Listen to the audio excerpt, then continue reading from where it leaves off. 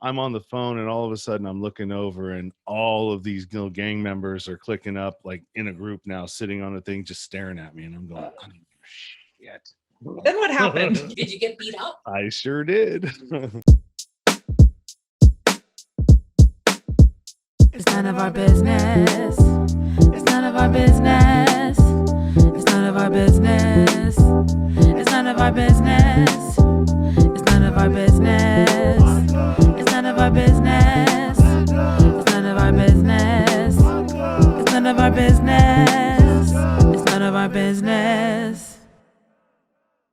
Hey everybody, welcome to the It's Really None of Our Business podcast with Monica and Amanda. I'm Monica, by the way. I'm Amanda. This is a show where we open a cheap bottle of wine and we attempt to solve the problems of the world. Today's problem is our guest has not shown up. Exactly. So we're set up on webcam and we're like a little bit closer. We're going to do a Zoom. We're doing a Zoom. And our guest, Sean Dustin, you know who you are, hasn't shown up, and we only arranged this yesterday. So loser, you owe us one for sure. We decided that we were already set up this way. We're going to record this way anyways. The quality is average. It's fine, whatever. So let's get to the bottom of it. We were going to ask him all about his time in jail. Yeah, because Sean's been in jail and I haven't been to jail and I want to know all about it. Have you been to jail? I haven't. And I know his story is none of our business, but you guys know, we're nosy. We want to know this. So Sean, we still want to know why you were in jail, and we really want to know like what happens in jail. Like, you know, all the things that they say that happens, like were you on top or the bottom, or like we want to know. So we're going to find out. This isn't over yet. No, it's not. So, but anyways, so I want to, while we're waiting for him to maybe show up, I was going to try to tell you my story. And then I thought, you know what, let's hold off and I'll tell you on the podcast, because we don't talk to each other unless we record it. That's true. Yeah. So we have been campers for our whole lives, me and Karsten, right? We always something. And you sold your trailer last year. Last year we sold our trailer because we had been camping like every single weekend, like in the summer since we've known each other. Like we were just campers. Our kids have been camping. I was pregnant camping. And then we kind of got to the point where we were just camping so much, we were a little bit sick of it. And then before COVID, Karsten was like, why don't we just sell the trailer? We'll take that money. We'll use the money to like go on vacations with the kids, just to do something different. So that's what we did. We sold the trailer right at the beginning of COVID. Last year, we didn't camp at all. We just did Airbnbs. We went on like a little like family trips with other families. It was great. So we were going to do the same thing this year, except the borders are shut down. Like we can't go anywhere. Anybody, so frustrating. I don't know what kind of audience we have. I think a lot of you guys who listen maybe live in the States where the world is opening up. Not here. No. Like everything is still like literally on lockdown. You can't even go to a restaurant right now. This is illegal. It is. Mm-hmm.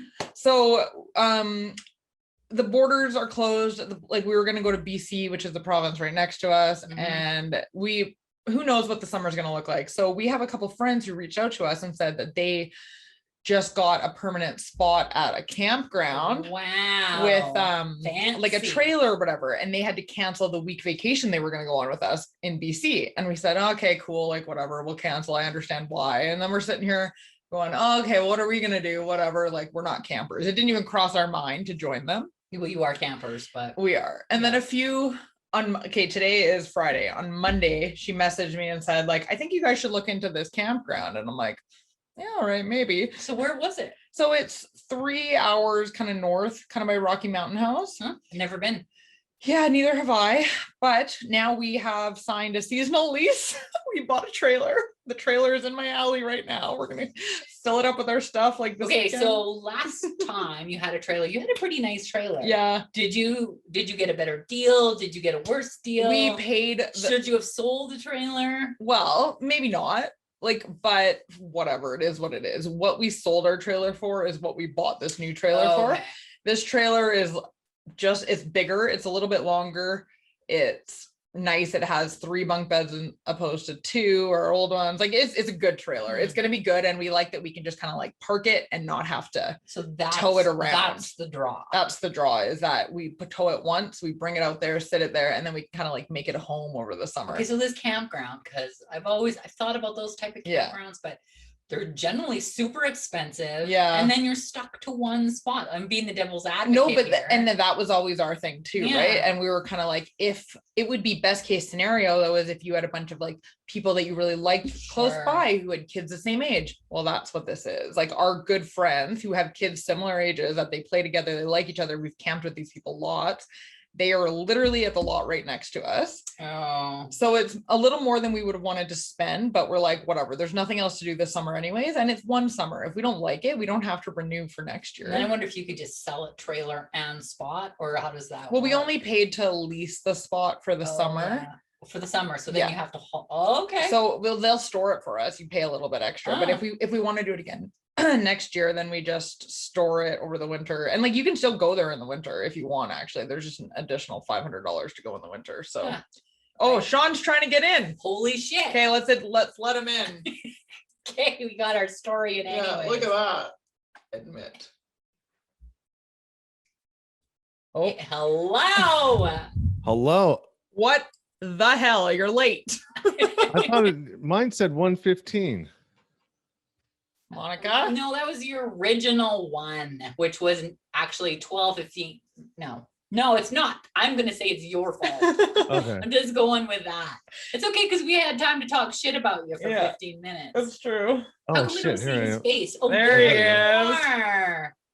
Let me see. Do I like the way this looks? So our prelude to this was, we're like, we don't know where Sean is, but here you are. And we wanted to know, because we're nosy and it's none of our business, is we want to know about the whole jail experience, because we've never been to jail and we want to know. So here, I have questions. Okay. So by the way, we're already recording. We've been recording. You're kind of just jumping in. Okay. So welcome, Sean, to the It's Really None of Our Business podcast.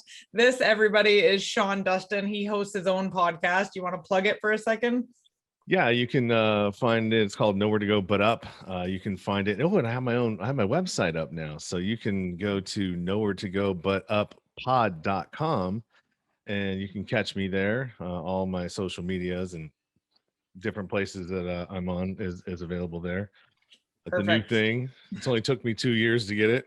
Get your shit together, man. Yeah, no shit. So like Monica said, we're really nosy, but the name of our podcast is It's Really None of Our Business. So I know it's really none of our business, but why did you go to jail? I went to jail because I was just a fucking asshole. You don't get to go to jail for being an asshole. Monica would have been in jail a long time ago. All right. So I went to jail because I was a drug dealer, a drug addict, an incorrigible human being. I was raised in a abusive household growing up, and basically I was a latchkey kid from the time I think it was not 3 years old, third grade. So that's got to be about 6 or 7, 8 around that time. And I brought myself to school, came home, waited for my mom to get home. A lot of times she worked in the tax industry, so tax season, she wouldn't get home until like 10 o'clock at night. And so I had all that time by myself as a kid to get into all kinds of trouble, rummage through all of her stuff, and just be a unruly kid. Were you an only child? Do you have siblings? No, I do, but they were gone. They're 10 and 12 years older than me. So basically, a lot of that, I got in a bunch of trouble, got kicked out of about 5 different schools, got expelled, started doing meth, which was crank back when I started doing it. How old were you when you started doing that? 16. Wow. And where did you get it? My step aunt, who was 15 years older than me. Wow. And that was like, hey, Sean, you want to try some crank? How did that even come up?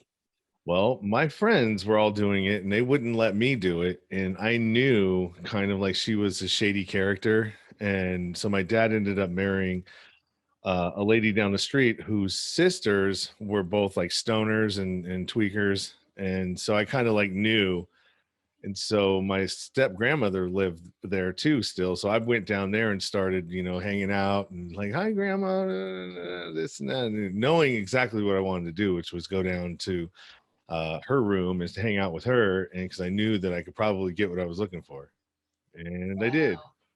So how long were you doing crank before things got bad and you ended up in jail?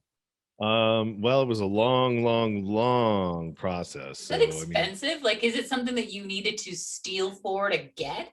Like, how did that yeah, I go? was stealing stuff from my family the whole time. My brother had so my brother, which is now my sister, had boxes of baseball cards at my mom's house, stored in the garage. And so I, went and got myself a Beckett's baseball card manual and started looking up how much these cards were worth.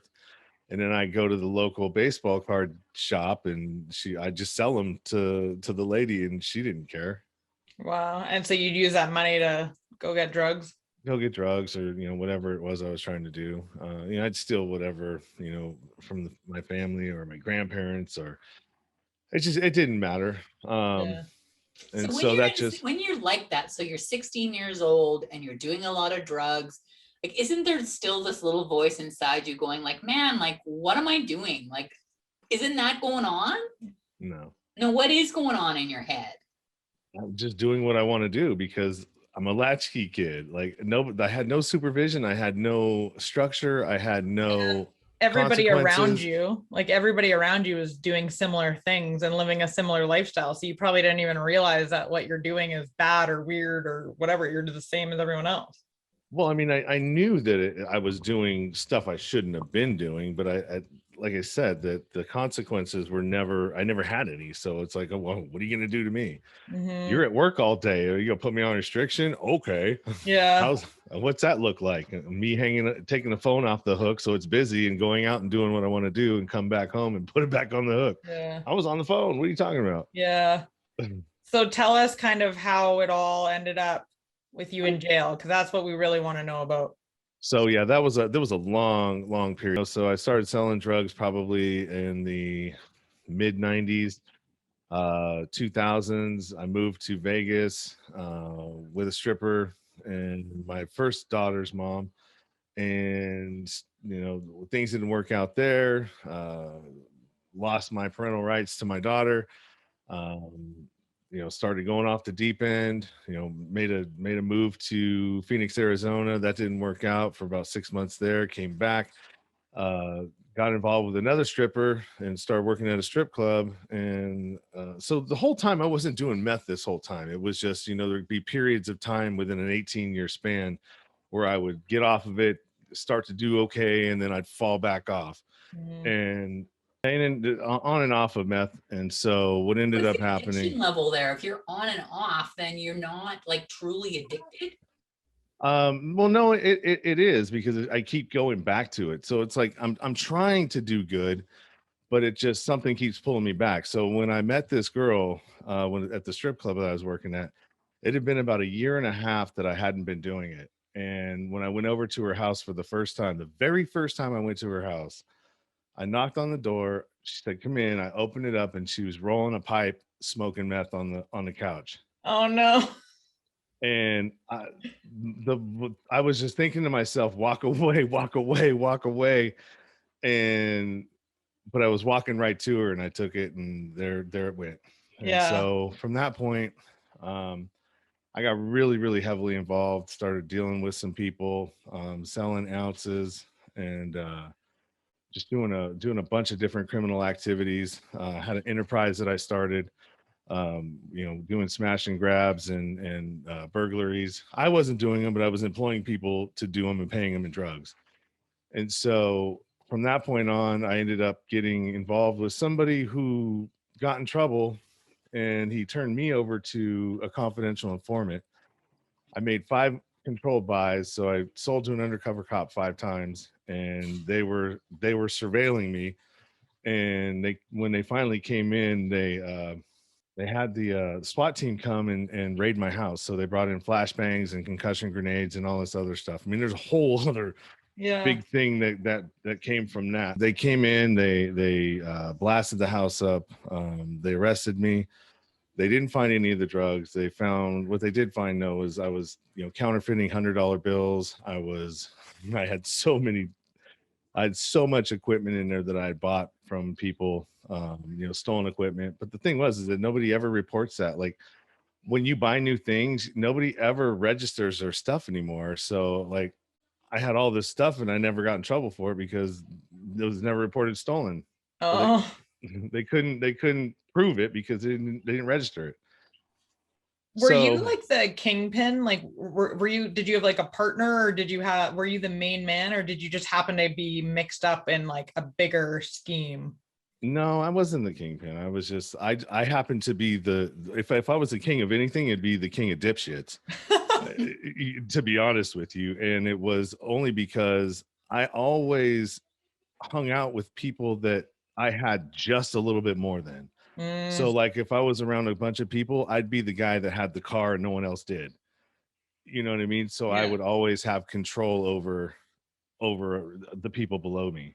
mm. So this is how you were funding your life, basically, by stealing and forgery and drugs. Like, did any thought of ever like, I should get a real job ever come into your mind? Nope. Because it was too difficult, because you'd make more money. I was too lazy. My whole thing was from the time I was a kid, I always tried to figure out the way around everything. So instead of going through it, and like I said, I didn't have a whole lot of responsibility, didn't have any, that period of what you're supposed to be teaching your kids is really important. So teaching them how to be a responsible human, teaching them how to have consequences, teaching them how to do all of that is really important. I didn't get any of that. So I learned how to get around shit.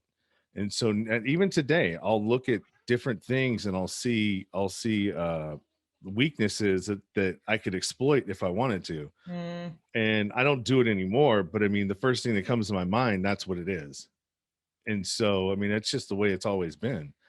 And so, I mean, that's you say, well, doesn't that come into your mind? Yeah. Well, what came into my mind is that I don't want to work and Yeah. figure out a way to do what I want to do, how I want to do it without having to do what people say I need to do. It's so funny, like when you say that, like your first instinct is to think of like the way to exploit. Because like just yesterday I was talking to my husband about like we just got this new camping spot and we're gonna leave a quad, like an ATV out there. In my mind, I'm like, I don't know, just put it out there and put a tarp over it. And he's like, somebody will steal that. I'm like, what? Why? Like, why would anybody steal something that, like, because I'm just like going through life. Like everybody thinks like me. You don't take something that's not yours. And immediately he's like, they push it into neutral and put it in a truck. Like it's gone in minutes. And I'm like, oh. And then once they have it, that's the hard part. The hard part's done. Yeah. Once it's in your possession, and all you got to figure out is, well, how do I make it legit now? Yeah. Yeah. It's interesting. So how long did you end up in jail for? Like, what was that? So I ended up, they raided me and they went through all of that trouble to let me out 3 days later on my own recognizance because I didn't have criminal history. Oh. So I didn't have any felonies or anything else. And so from that point on, I was like, well, you know what? You're going to have to catch me if you can, because I'm not going to turn myself in. Because I already know that I'm going to be facing a bunch of time. And so that's what I did. I went on the run for about 3 months, did a bunch of more crime, got a bunch of money together, ended up getting taxed by somebody who said they were from the Hells Angels. I went and got a shotgun that I bought in an assumed identity with the identity that I was stealing at the time, and went and picked it up and was going to kill this person. And I wasn't playing around. This person literally came to my house and had me on gunpoint at the floor trying because he thought when I'd come back into the area, and there's a whole nother story that revolves around that, but when I came back, he thought that I was going to have a bunch of drugs or money or something. And so they were waiting for me. And I ended up spinning it around on them and going, well, you're stupid. That's not what happened. If you want to really make some money, you should look over here. You know what I mean? It's like misdirection. And so they bought it. And I just wanted to get him out of the house. So as soon as I got him out of the house, I'm like, I'm going to kill this person. And so I went and did what I needed to do to get the shotgun, bought it. There's a cooling off period in California, so you can't just go down and buy a shotgun and get it that day. So there's a waiting period. I waited that period, went and picked it up, and then after I picked it up, I got arrested. Not for doing that. I got arrested doing something else. but I had that gun with me. So to me, I think that was an intervention of some sort. You know, the universe was intervening in its own way, keeping me you didn't get charged with murder, did you? Nope. No. Would you have gone through with it? I don't know, man. It's hard to say what happens when you hadn't slept for a couple days, a few days. I think that's easier said than done, though. I mean, I think that when you're doing that, like, I don't know, this is I don't know. Has anybody ever violated you in that way? I don't know. I really don't think I could kill I really don't. I've had this conversation several times. Like, my partner would say, you know, what if somebody raped your daughter? Would you be able to kill them? And I'm like, you know, I don't think so. Yeah. Anyways, you're in jail. Someone touched my daughter, I wouldn't have a problem doing that at all. But you know, who knows? The mindset that I was in, you know, maybe it would have happened, maybe it didn't. But luckily, it didn't, because I'm here. And I ended up getting caught. I did 15 to 60 months in state prison, and then he had a fraud and forgery guy, not fraud and forgery, a Secret Service guy riding along with him. And that guy picked up all the charges for the gun and the credit cards that I had in the back that I hadn't even, I mean, they weren't even cards. They were just numbers in a box that I didn't even know I had. So it was 30 counts of access device fraud. And then there was false information for firearm acquisition in the federal system. So as I was trying to fight the case for the state, I got indicted by the feds and ended up having to do 18 months in state prison, paroled out, went and did another 2 sentences that were running concurrent of 18 months in the federal system.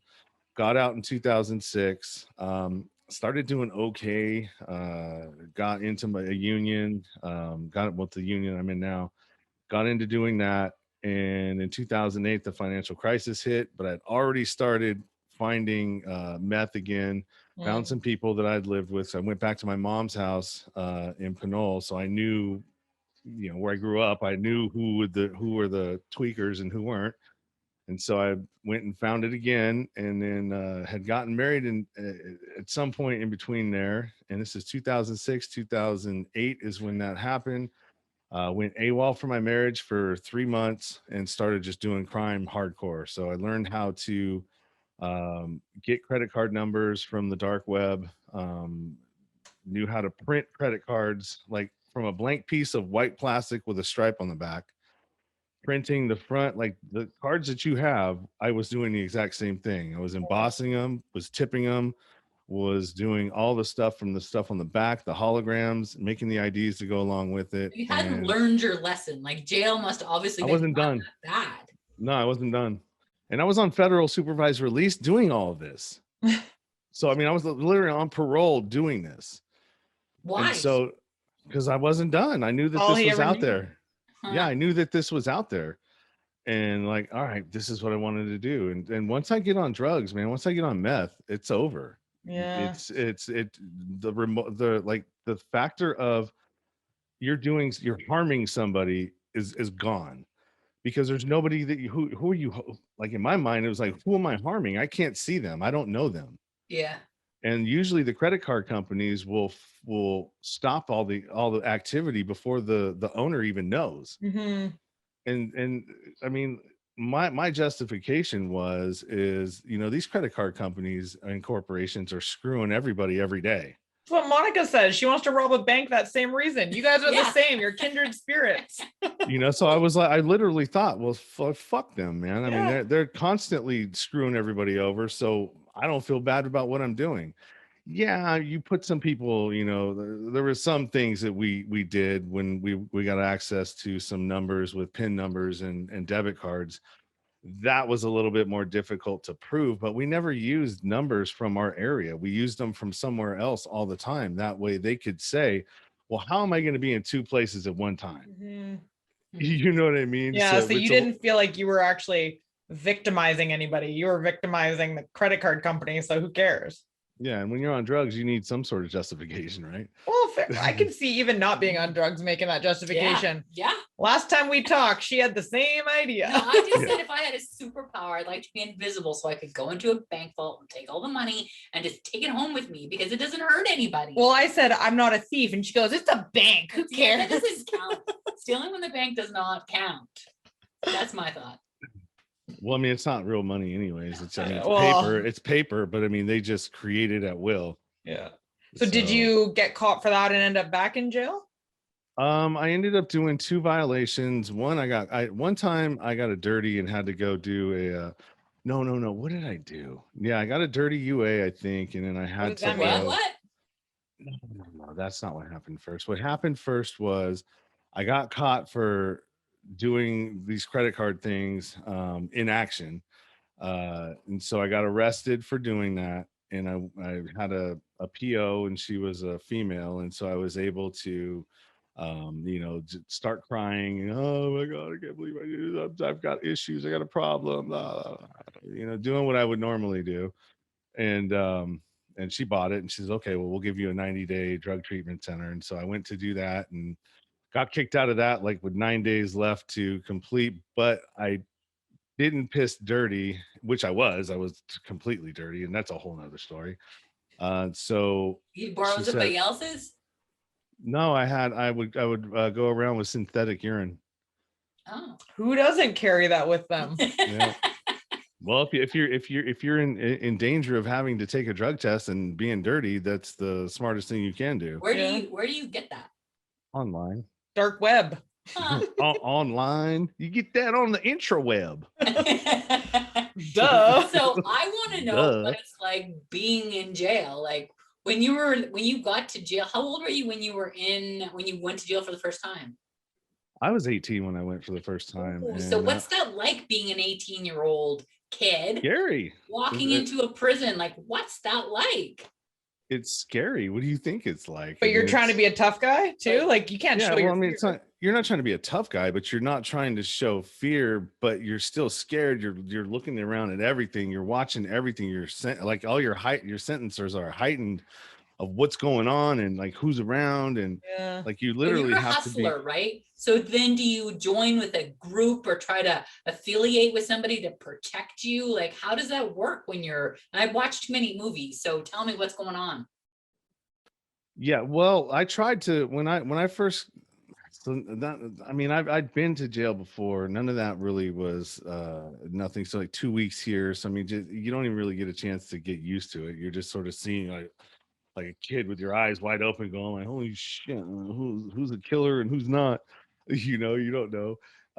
But when I finally got arrested and went to and was doing my what do you call that, my pretrial stuff, I was trying to go in there and I wanted to do my time alone. I didn't want to click up with anybody. I didn't want to have to do anything to do with any of that shit.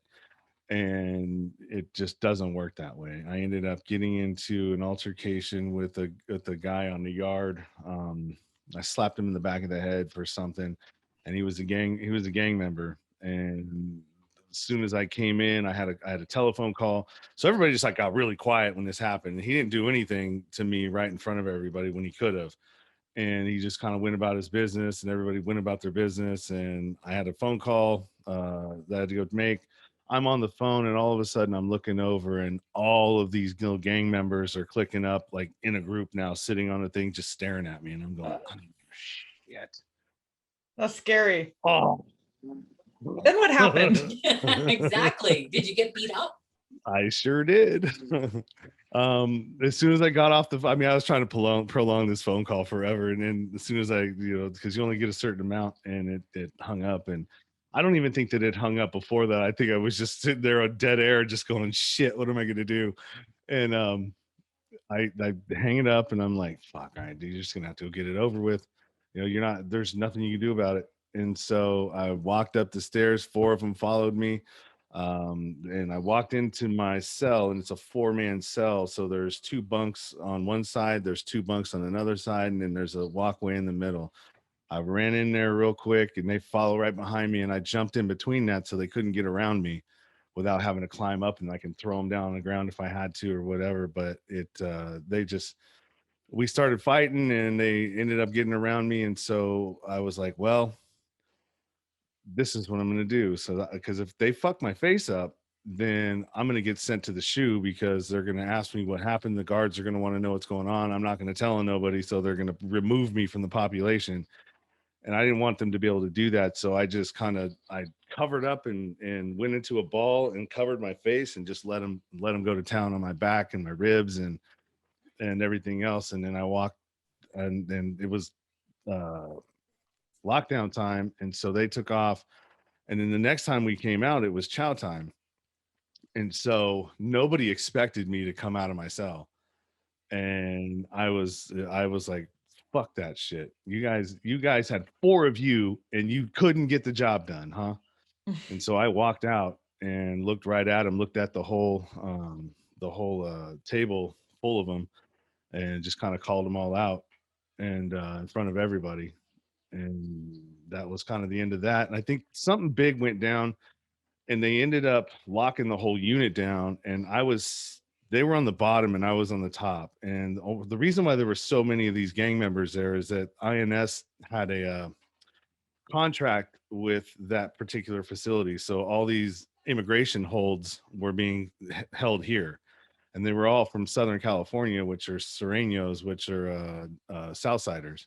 Mm. And so there was a big thing that happened. They locked everybody down for about 2 weeks. And the guy that I got into it with that kicked this whole thing off, one morning, the INS, the contract, for some reason, they pulled all of them out of there. And so there's only like 4 of these gang members left.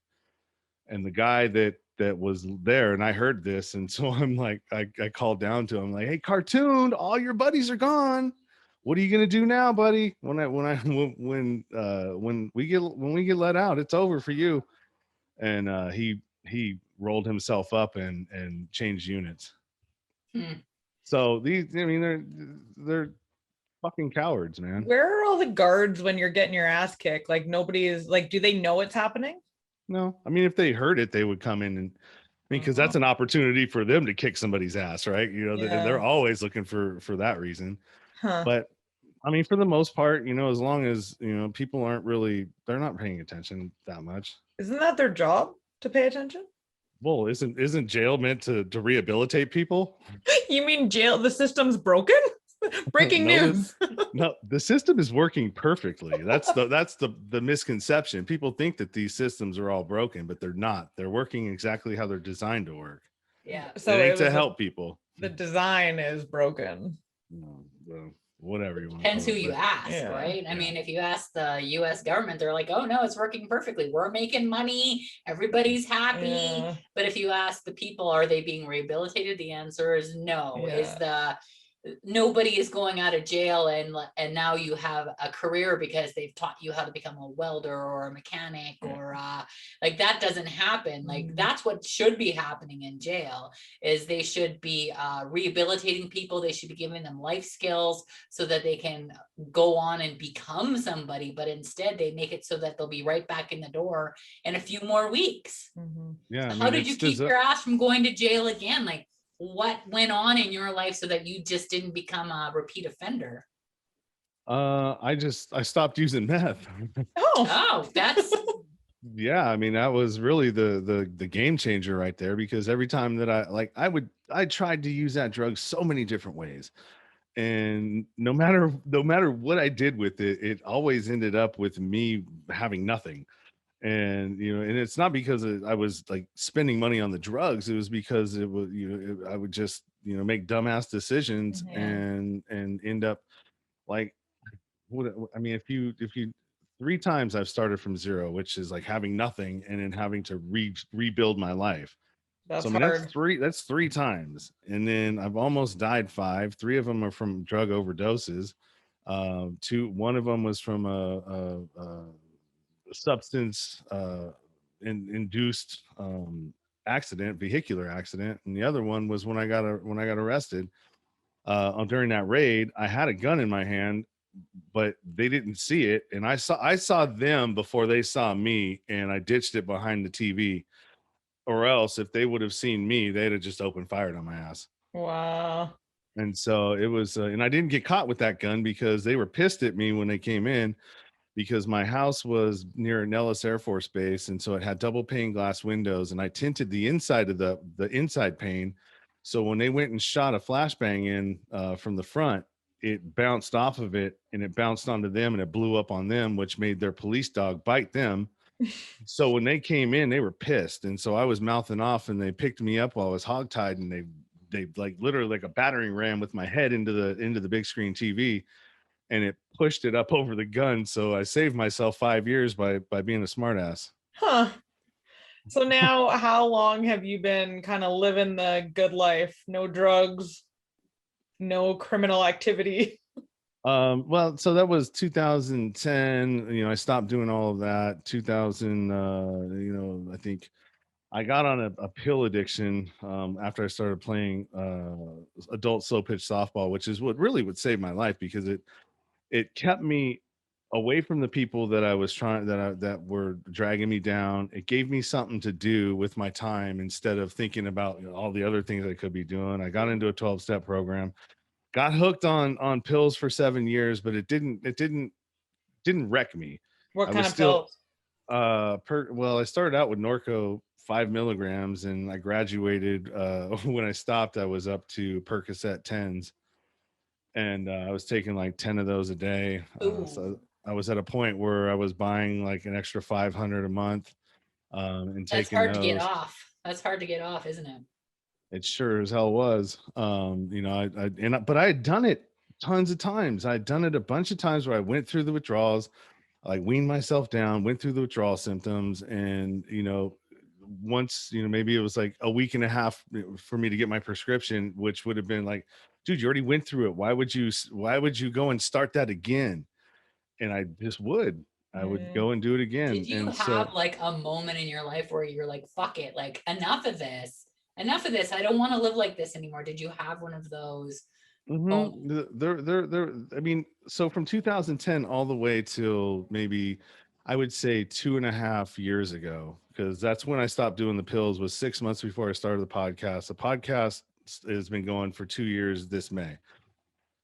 So I was like, well, if you're going to be talking about any of this stuff, if you're going to want to be transparent and authentic like you say you are, then you need to stop doing this shit, because you're taking pills, you're selling them, you're doing all this stuff, and you want to talk about being a voice of change, and you're not living it yet. Yeah. And so I did. I stopped. I weaned myself off. I went half, half, half, half, half until I got down to a quarter pill a day. And then I used edible marijuana to reduce the symptoms even further. I mean, it didn't take them all the way away, but it made it so it wasn't so uncomfortable to get through it. Mm. And then I, quit doing that. And then I started the podcast. And then the podcast is what really transformed it completed my transformation, which isn't complete because it's a work in progress. Nothing is ever complete when you're trying to change yourself and change behaviors, because as Monica can tell you, I can be a chauvinistic asshole. Yeah. And she has no problem saying that. And So but tell me you're where you right. are now in your life. Like, tell me like where you are and where you want to be. Like, where do you see yourself growing? And like, who's the new Sean? Like, where are you going with all of this?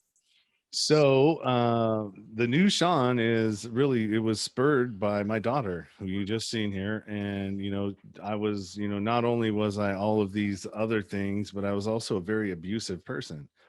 And I was emotionally, mentally, verbally abusive guy. I was a bully in my relationships with her mom and plenty of the prior ones to that. And what stopped me was that little girl, and her witnessing me in a rage with her mom, and she was behind me and then she wasn't, and then she disappeared, and I was like, holy shit, it like snapped me out of it. I went to look for her, and she was in the furthest part of the house in a ball, crying and shaking, and like she was afraid of me. And when I looked at her, I was like, I wonder if like that was me when my parents were fighting. And so being able, like, mirroring that to myself, it was like, dude, what are you doing? Yeah, you're setting her up for terrible. Girls date their dads. Yeah. You know what I mean?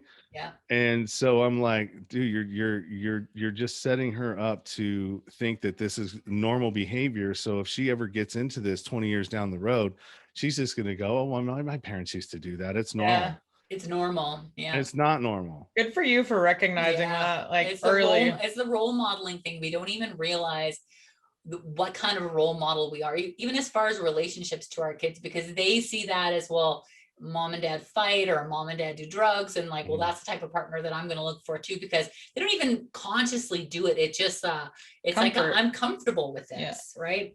So that's like chaos too. Chaos, when you grow up in chaos, you're comfortable with it. So for me, living in that abusive household, it was chaotic, and that was, the first 5 years of my life, which are, as we know now, the most formidable ones. And where we learn how to kind of engage with the world around us.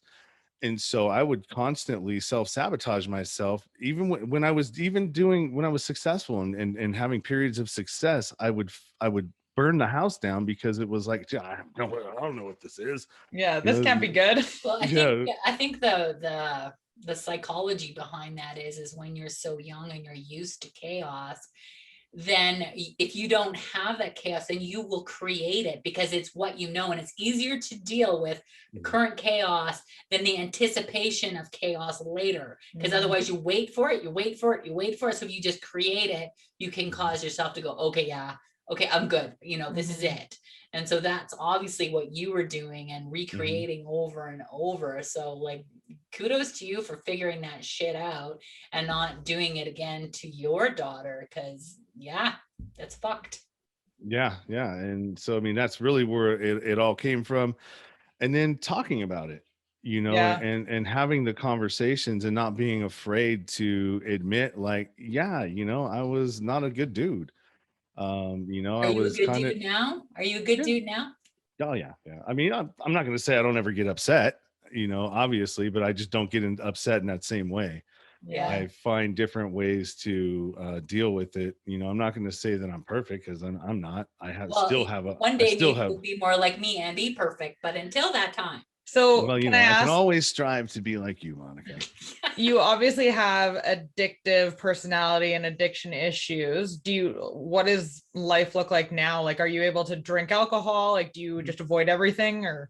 No, I'm not your average bear. I do drink occasionally, so it's usually in a social setting. I'll have 1 or 2 beers or cocktails, and that's about it. Alcohol gives me a headache. Yeah, alcohol gives me a headache most of the time, and I hate headaches.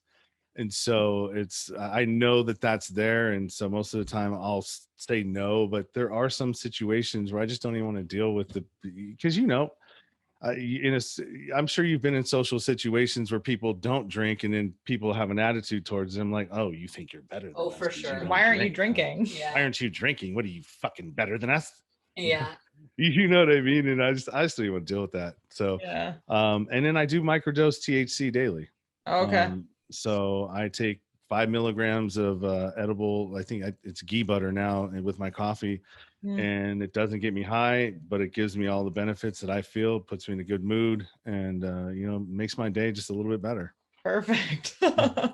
Sean, we've loved having you on, but we got to cut this off because we got another podcast in 10 minutes. Yeah. So. All right. Well, sorry I was late. Well, it's okay. You still came on. You still came through for us, but we didn't get to find out whether you were the bottom or the top in jail. Oh. Well, I would if I had to make a choice, I would definitely be a pitcher. Oh, good. Good to know. Thanks for telling us. Okay. All right. You take care. All right. Bye. Thank you. Okay, bye. Bye. Thanks, everyone, for tuning in to It's Really None of Our Business podcast with Monica and Amanda. Make sure you follow us on all social media platforms, Instagram, YouTube, Facebook, all the places. If you've enjoyed this podcast, tell your friends, and please rate and review us where you can. If you are brave enough to reach out and ask us for advice, we will definitely read it out on our show. We'll totally keep your name anonymous, so what do you got to lose? You can reach us by email at ask.noneofourbusiness@gmail.com. Looking forward to hearing from you guys soon. Ciao.